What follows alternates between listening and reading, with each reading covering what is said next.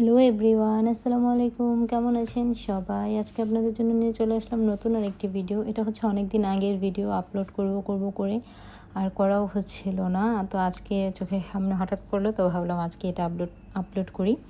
তো এটা ছিল আমি যেদিন বাংলাদেশ থেকে এসেছিলাম ওই দিন রাত্রের ভিডিও। এবার আমি মাছ এনেছিলাম ককশিট বক্সে করে।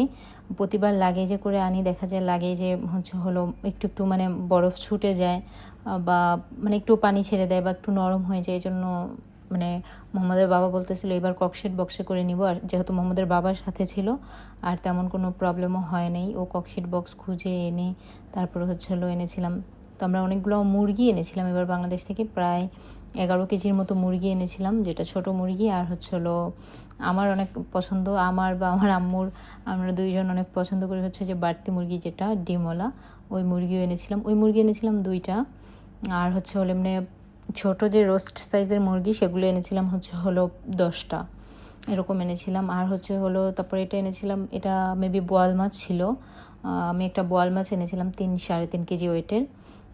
তো এই যে এগুলো মানে আমি তো ছিলাম না, আমাদের এক রিলেটিভ আর কি আমাকে এগুলো সব প্যাক করে দিয়েছিল, কারণ আমরা তো আর কিনিনি, মানে কিনে উনি জাস্ট ফ্রোজেন করেছে। পরে আমরা আসার সময় জাস্ট এগুলো নামিয়ে নিয়ে আসছি। আর আমার আম্মু বাংলাদেশে থাকলে এগুলো কেটে ছোট ছোট প্যাকেট করে আমাকে দিতে পারতো। তো আম্মু যেহেতু এখানে ছিল, তো আমার সেরকম মানে যে রিলেটিভ এতটুকু করেছে সেটাতেই আমার মানে অনেক, এতটুকুই বা কে করে, আমাকে যে কিনে এগুলো ফ্রিজিং করে দিয়েছে সেটাই অনেক। তো আমার মোহাম্মদ হচ্ছিল ওই মাছটা ধরছিল, তাকে না করেছিলাম, সেজন্য সে রাগ করে মোবাইল ছুঁড়ে ফেলে দিয়েছে, যে তাকে কেন এটা ধরতে নিষেধ করলাম, সে রাগ করেছে। যাক, আমার মোহাম্মদ বাংলাদেশে গিয়ে অনেক দুষ্টু হয়ে এসেছে এবার। সে অনেক অ্যাক্টিভিটি এখন শিখেছে, কিছু থেকে কিছু হলেই সে এখন রাগ করে। এখন তো আরও রাগ করা শিখছে, তখন তো একটু 1-2 মাস আগের ভিডিও, তখন তো একটু কম রাগ করতো, এখন তো কিছু থেকে কিছু বলাই যায় না, সে রাগ করে। তারপরে এই পুঁটি মাছগুলো এনেছিলাম, পুঁটি মাছগুলো অনেক বড় বড় পুঁটি মাছ ছিল। 800 টাকা কেজি ছিল তখনের পুঁটি মাছ। এটা এখন কত আমি জানি না, তখন যখন আমরা এনেছিলাম তখন 800 টাকা কেজি ছিল। তো 1 কেজি সব মাছই আর কি 1 কেজি করে এনেছিলাম, মানে গুঁড়া মাছ যেগুলো। তো ইলিশ মাছগুলো তেমন একটা ভালো হয় নাই, আমার আম্মু বলতেছে যে আমরা দুবাই থেকে এখানে কিনি, এখানেও নাকি সেম সাইজেরটা আরও দাম কম ছিল, সে আম্মু বলতেছে একদম ভালো হয় নাই।